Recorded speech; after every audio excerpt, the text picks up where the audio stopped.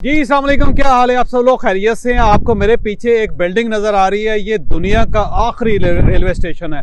अगर आप south pole की तरफ आएँ अर्जेंटीना में, और अर्जेंटीना के जो आखिरी शहर है उसका नाम है इशुआए। इशुआए के अंदर पहाड़ों के अंदर ये एक छोटा सा स्टेशन बना हुआ है। इसे दुनिया का आखिरी रेलवे स्टेशन कहा जाता है। और यहाँ से एक छोटी सी ट्रेन चलती है जो इस पूरे एनवायरनमेंट को दिखाती है। दाएँ बाएँ हर तरफ ग्लेशियर हैं और पहाड़ों को अगर मैं आपको दिखाऊंगा तो आप हैरान ही रह जाएंगे कि इस मौसम में कितनी ज़्यादा बर्फ़ यहाँ पे पड़ी हुई है। इंतहा दर्जे की सर्दी है, माइनस मेरा ख्याल है 8 या 9 टेम्परेचर होगा इस जगह पे। और हवा चल रही है बहुत खौफनाक किस्म की, और इस खौफनाक हवा के दरमियान यहाँ पे मैं खड़ा हूँ। और यहाँ पे मुझे पता चला है कि सुप्रीम कोर्ट ऑफ पाकिस्तान ने प्रैक्टिस एंड प्रोसीजर बिल का फैसला कर दिया है। अब वो फैसला है क्या और आने वाले दिनों में उसका इम्पैक्ट क्या होगा, इस पे हम आज के व्लॉग में बात करेंगे। यहाँ पे दुनिया के आखिरी कोने में, यहाँ अंटार्कटिका आपके हिसाब से ज़्यादा फासले पे नहीं है और यहाँ दुनिया ख़त्म हो जाती है। और यहाँ पे जब मैंने इंटरनेट खोला तो मुझे पता चला कि सुप्रीम कोर्ट ऑफ पाकिस्तान का फ़ैसला आ गया और ये 10/5 से फ़ैसला है। और इस फैसले में प्रैक्टिस एंड प्रोसीजर बिल को एक्सेप्ट कर लिया गया है। और ये फैसला कर लिया गया है कि आइंदा जो भी बेंच बनेगा उसका फ़ैसला 3 रुकनी एक कमेटी करेगी, जिसमें चीफ जस्टिस ऑफ पाकिस्तान होंगे और 2 सीनियर मोस्ट जजेस शामिल होंगे सुप्रीम कोर्ट ऑफ पाकिस्तान के। और वो जजेस फैसला करेंगे कि कौन सा बेंच होगा और किस बेंच ने कौन सा फैसला करना है और किस बेंच ने कौन सा केस सुनना है।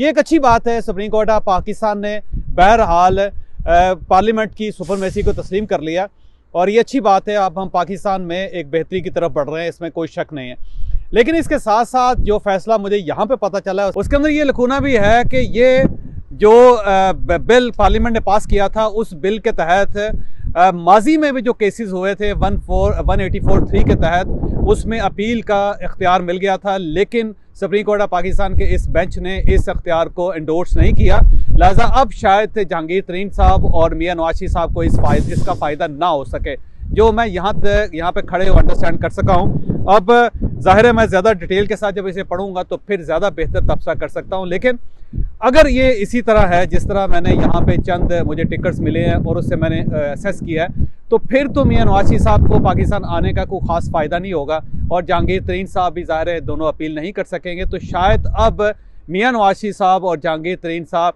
इनकी सियासत का चैप्टर सरे दस्त क्लोज ही है।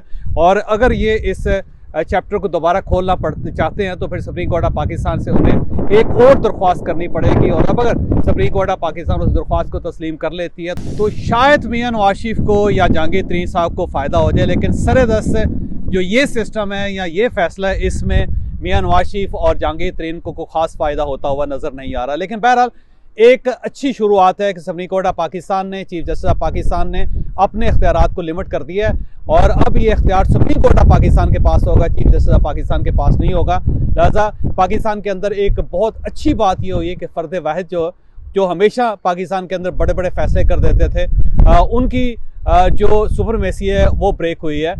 अब अगर इस चीज़ को हम आगे लेकर बढ़ें तो आने वाले दिनों में सियासी जमातें भी इसको कॉपी कर सकती हैं। सियासी जमातें भी फ़र्द वाहिद के बजाय कुछ कमेटीज़ बना सकती हैं, कमेटीज़ मेन फैसले करें।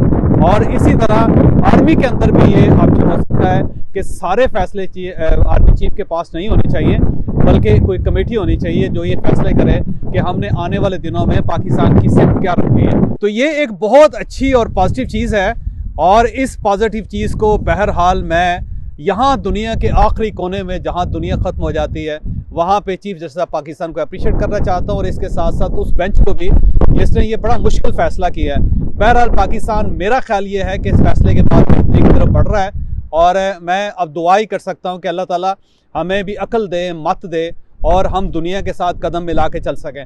आप यकीन करें कि मैं दुनिया के इस आखिरी कोने में हूँ और इस कोने में भी, यहाँ पे भी फ़्लाइट्स आती हैं, फिर यहाँ पे पूरी दुनिया से टूरिस्ट आते हैं, फिर यहाँ से शिप्स चलते हैं, यानी यहाँ से अंटार्कटिका के लिए शिप्स चलते हैं। और एक जो शिप होता है उसके अंदर एक जो शख्स है वो अगर अंटार्कटिका पर जाना चाहता है तो $30,000 उसका किराया है और 25 दिनों में वो अंटार्कटिका के अंदर घूम फिर के वापस आता है। तो पूरी दुनिया से यहाँ लोग आते हैं और आके अंटार्कटिका जाने की कोशिश करते हैं।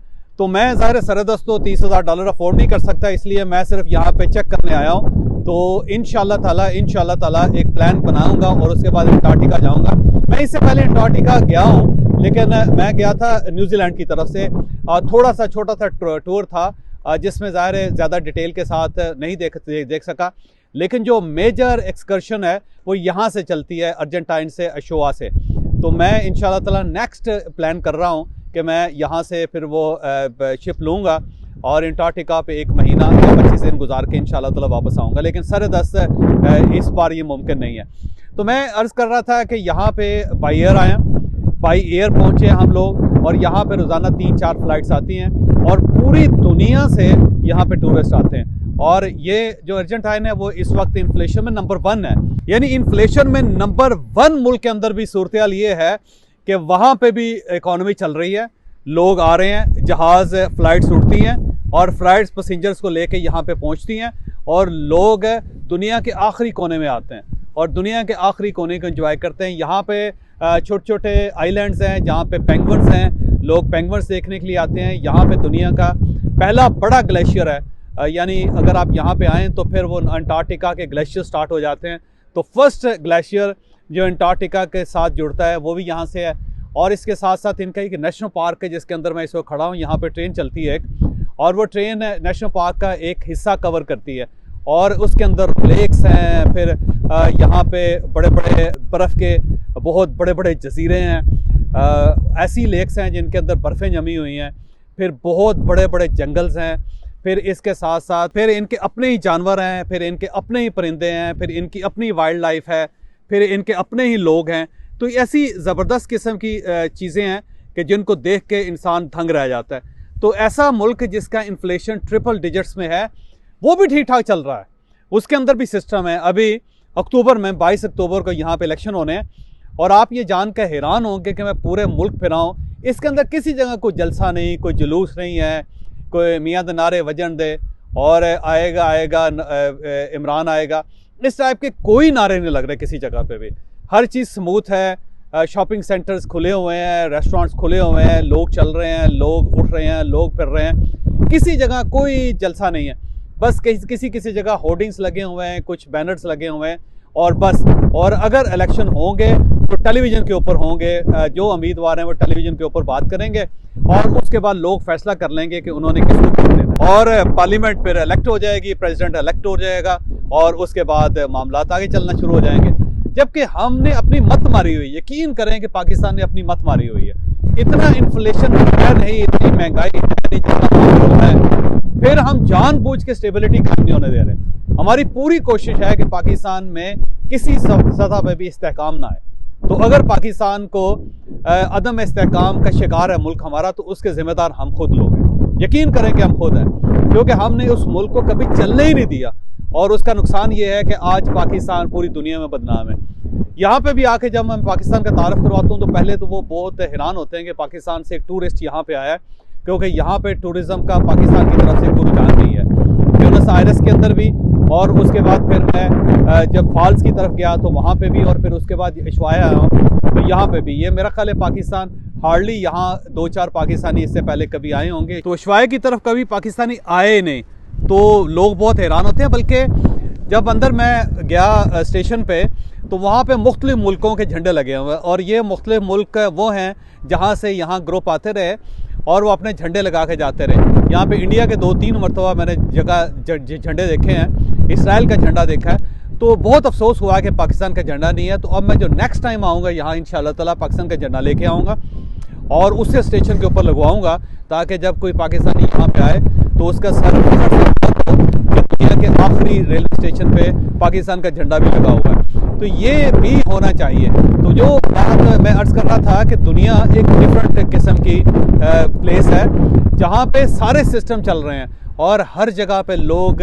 ज़िंदगी गुजार रहे हैं, लोग खुश हैं, लोग इकनॉमिकली स्टेबल हो रहे हैं, लोगों के सिस्टम बेहतर हो रहे हैं, लोग पानी का सिस्टम बेहतर कर रहे हैं, बिजली का सिस्टम बेहतर कर रहे हैं, लोग खुराक का सिस्टम बेहतर कर रहे हैं। इंतहाई इन्फ्लेशन के बावजूद भी लोग दुनिया और लोग ज़िंदगी गुजार रहे हैं दुनिया में, किसी को कोई इशू नहीं। जबकि हम रोज़ाना की बुनियाद पर अपने मुल्क की मत मारते हैं, हम अपनी मत भी मार लेते हैं। तो बहरहाल मैं दोबारा सुप्रीम कोर्ट ऑफ पाकिस्तान के फ़ैसले की तरफ आता हूँ। सुप्रीम कोर्ट ऑफ पाकिस्तान के फ़ैसले का बहुत सारे लोगों को नुकसान होगा।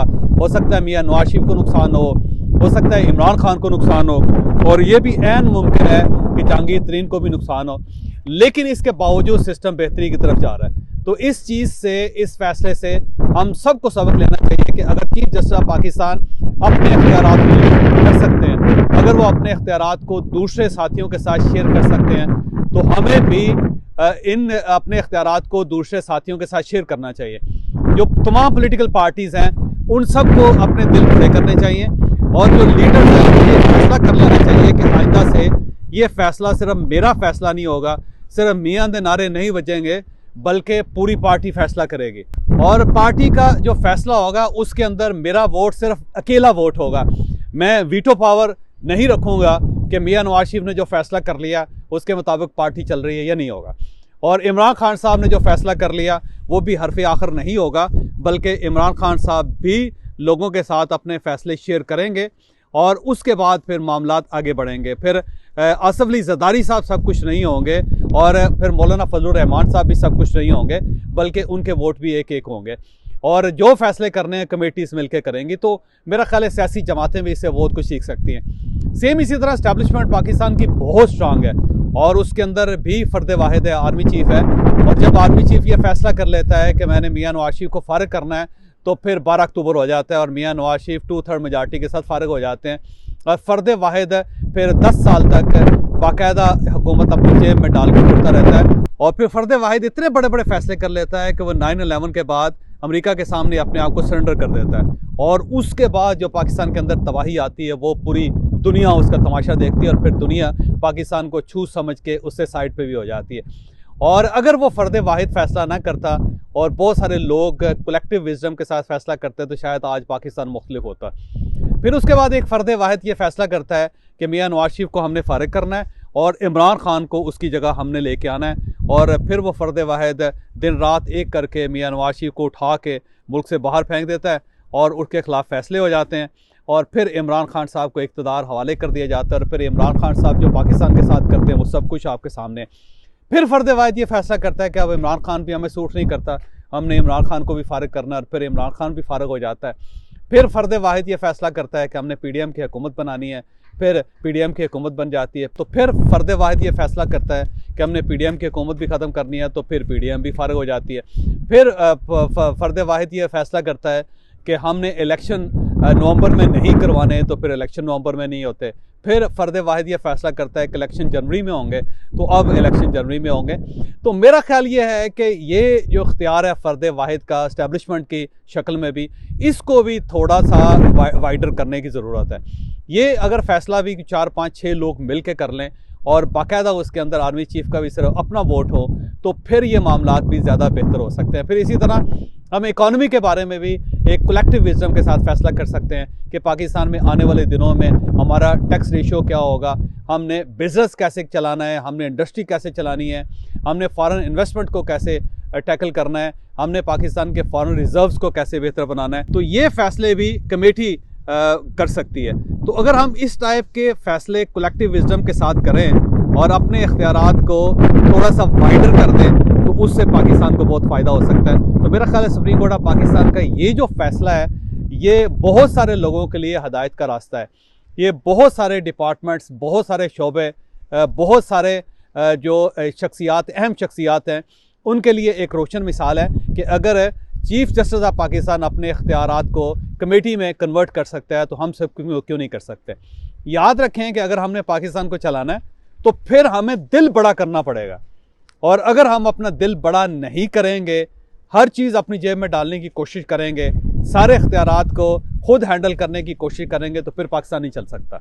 मैं अगेन दोबारा ये कहूँगा कि अर्जेंटाइन में जहाँ पे मैं इस वक्त खड़ा हूँ, यहाँ पे इतने इन्फ्लेशन के बावजूद भी हर चीज़ चल रही है, किसी जगह कोई इशू नहीं है। और उसकी वजह यह है कि यहाँ पे जो कलेक्टिव विजडम है वो प्रिवेल कर रही है, सोसाइटी वाइब्रेंट है, सोसाइटी जो है वो काम कर रही है। और इसके बावजूद कि इन्फ्लेशन है, आप यकीन कीजिए कि कल हमने जब डॉलर चेंज करवाया था यहाँ पे, तो 1050 रुपये का डॉलर था, और आज जब उसको चेंज करवाया तो वो 1200 रुपये का है। तो 1200 पैसे जो लोकल करेंसी है। इतनी ज़्यादा इन्फ्लेशन है कि रोज़ाना की बुनियाद पर डॉलर जो है वो महंगा होता जा रहा है और लोकल करेंसी डिवैल्यू हो रही है। लेकिन इसके बावजूद हर चीज़ चल रही है, इसके बावजूद यहाँ पे कोई प्रॉब्लम नहीं, इसके बावजूद यहाँ पे कोई फटा नहीं है, इसके बावजूद यहाँ पे कोई अनरेस्ट नहीं है। उसकी वजह यह है कि सोसाइटी ठीक काम कर रही है। तो अगर हमने सोसाइटी को चलाना है तो फिर ही मुल्क चलेगा, और अगर हमने सोसाइटी को क्यास का शिकार कर देना है, मुल्क को स्टेबल नहीं रहने देना, तो फिर पाकिस्तान नहीं चल सकेगा। तो बहरहाल मैं चीफ जस्टिस ऑफ पाकिस्तान के इस फैसले को खुशाइन समझता हूँ, और मैं ये समझता हूँ कि एक बहुत अच्छी शुरुआत है। काश दूसरे डिपार्टमेंट्स भी, दूसरे महकमे भी इस एक फ़ैसले से बहुत सारी चीज़ें सीख सकें, फिर पाकिस्तान चलेगा।